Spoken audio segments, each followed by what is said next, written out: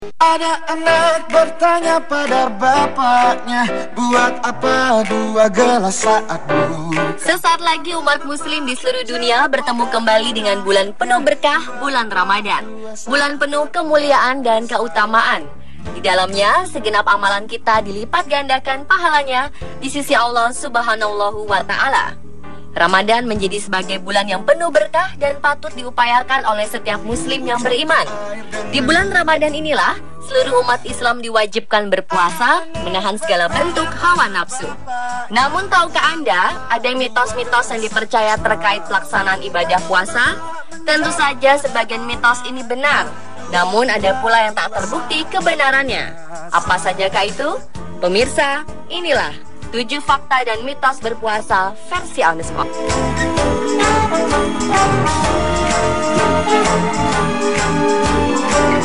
Cukup air dengan 2/4.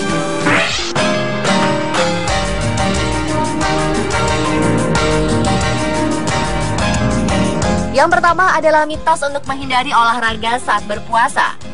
Sebagian besar orang berpikir bahwa saat berpuasa kita tidak perlu berolahraga dan membatasi segala macam aktivitas normal. Akibatnya banyak yang menghabiskan waktu puasa dengan bermalas-malasan. Apakah ini benar? Ternyata mitos ini salah besar. Aktivitas fisik saat berpuasa sebaiknya jangan ditinggalkan, termasuk olahraga. Yang diperlukan adalah penyesuaian terhadap intensitas olahraganya. Selama puasa, disarankan untuk tetap melakukan olahraga secara rutin. Dengan tetap aktif selama puasa, tubuh kita akan tetap terjaga sehat.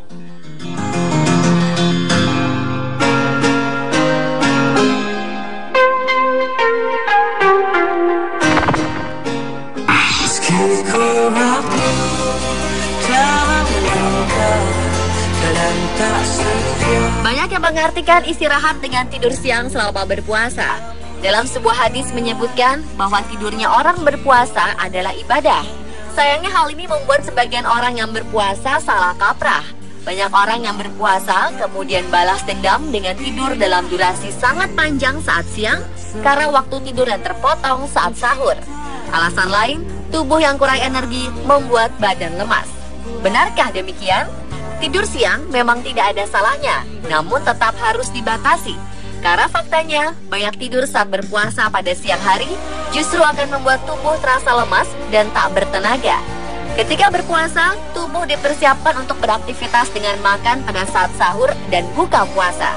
Persiapan makan ini sudah cukup untuk memberikan energi seharian kala berpuasa dengan aktivitas yang sama dengan hari-hari biasa. Jadi, perhatikan waktu tidur Anda saat sedang berpuasa ya pemirsa.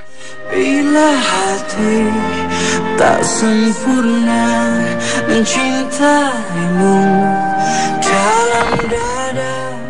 Ada anak bertanya pada bapaknya, buat apa 2 gelas saat buka? Saat bulan Ramadan tiba, banyak penderita mah yang merasa khawatir menjalankan ibadah puasa. Mereka takut penyakitnya akan semakin parah. Ini tidak sepenuhnya benar. Faktanya, tidak semua gangguan mah menjadi halangan untuk berpuasa. Parah atau tidaknya penyakit menjadi pertimbangan untuk melakukan ibadah puasa atau tidak. Ada 2 jenis kelainan pada penyakit ini, yaitu mah fungsional dan mah organik. Pada mah fungsional, lambung dan usus 12 jari dalam keadaan normal, tetapi fungsinya terganggu. Mah fungsional ini berhubungan erat dengan faktor psikis. Sedangkan pada mah organik, terjadi kelainan anatomis seperti luka pada lambung atau usus 12 jari. Faktanya, puasa di bulan Ramadan pada penderita mah fungsional justru lebih menyehatkan. Namun untuk penderita kelainan organik, khususnya penderita luka lambung atau usus 12 jari akut, sebaiknya tidak berpuasa karena cenderung menyebabkan terjadinya pendarahan.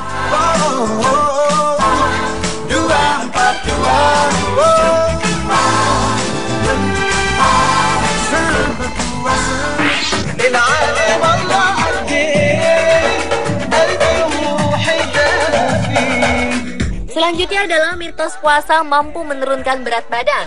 Faktanya, puasa adalah salah satu alternatif penurunan berat badan yang bersifat sementara. Ini artinya, menurunkan berat badan dengan hanya mengandalkan berpuasa hanya efektif pada jangka waktu pendek. Saat berpuasa, tubuh akan tetap menyimpan energi. Di samping itu, secara genetik, tubuh manusia memang diprogram untuk memerangi efek atau dampak berpuasa. Saat berpuasa, metabolisme tubuh juga akan melambat untuk menghemat energi. Akan tetapi, ketika Anda kembali pada pola makan seperti biasa, justru akan menurunkan metabolisme dan menyebabkan Anda menyimpan lebih banyak energi. Hal ini mengakibatkan Anda akan mendapatkan kembali berat badan dan berpotensi mengalami kenaikan bobot tubuh, meskipun Anda mengkonsumsi makanan dalam jumlah kalori yang sama sebelum puasa. Ketika berpuasa, dengan sendirinya tubuh akan menyesuaikan dengan mengurangi nafsu makan, sehingga Anda juga akan merasakan kurang lapar. Pada saat berhenti puasa, hormon nafsu makan Anda justru akan menuntut tubuh untuk lebih banyak makan.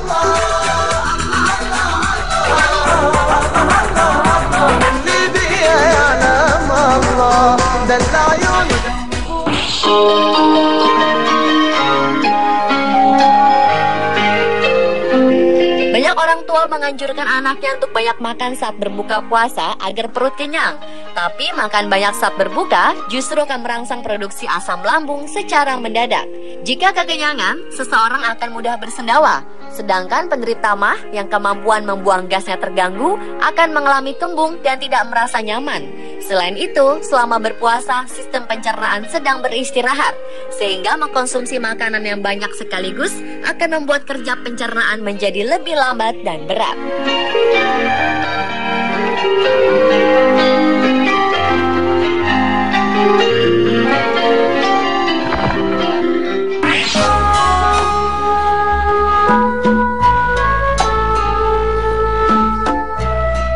Banyak orang melewatkan waktu sahur karena malas bangun, capek, atau malas memasak. Mereka juga menganggap bahwa sahur atau tidak, kita yang tengah berpuasa pasti akan merasa lapar di siang hari. Padahal waktu sahur adalah saat yang tepat untuk mengisi tubuh dengan energi, termasuk waktu yang tepat untuk mengkonsumsi cairan. Jadi sebaiknya jangan meninggalkan sahur, karena sahur sangat penting dan sama kedudukannya dengan sarapan lebih dini. Tanpa sahur, kadar normal gula darah hanya sanggup bertahan 2 hingga 3 jam sejak bangun tidur. Setelah itu, simpanan sumber tenaga mulai menurun drastis. Pilihlah makanan yang banyak mengandung serat, seperti sayur dan buah untuk menunda rasa lapar. Dan minumlah 2 gelas air putih pada saat sahur untuk memenuhi kebutuhan cairan tubuh selama bulan puasa.